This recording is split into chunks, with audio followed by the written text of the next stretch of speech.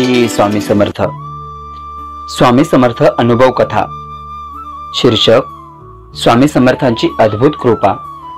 एकदा पंढरपूर जवळच्या एका खेड्यात गोविंद नावाचा साधा शेतकरी राहत होता। गोविंद खूप मेहनती पण आयुष्यभर गरिबीत जगलेला।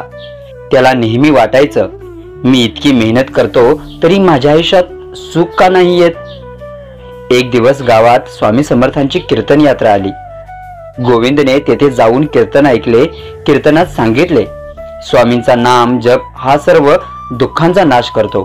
श्रद्धा ठेवा, सेवा करा आणि त्यांच्या चरणी सर्व अर्पण करा।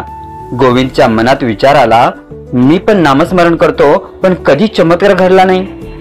त्या रात्री तो झोपला आणि स्वप्नात त्याला स्वामी समर्थ दिसले। स्वामी हसून म्हणाले, अरे गोविंद, मी तुझ्या जवळ रोज असतो पण तू मला हाका मारताना मनात शंका ठेवतोस। श्रद्धा ही अखंड असायला हवी। उद्यापासून मनापासून माझं नामस्मरण कर। दुसऱ्या दिवशी गोविंदने पहाटेपासून ओम श्री स्वामी समर्थ हा जप सुरू केला। काही दिवस गेले आणि अचानक त्याच्या शेतातल्या कोरड्या विहिरीत पाणी उगम पावलं। गावकऱ्यांना आश्चर्य वाटलं। गोविंदला मात्र कळलं, ही तर स्वामींची कृपा। त्यानंतर त्याच्या पिकांना उत्पन्न दुप्पट झाले।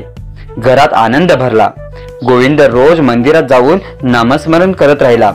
तो सगळ्यांना सांगू लागला, स्वामी समर्थांवर संपूर्ण विश्वास ठेवा, ते आपल्याला प्रत्येक अडचणीत साथ देतात। आजही गावात ती विहीर स्वामींची कृपा विहीर म्हणून ओळखली जाते। शिक्षा, श्रद्धा, नामस्मरण आणि संयम ह्यांनीच स्वामी समर्थांचा आशीर्वाद मिळतो। श्री स्वामी समर्थ।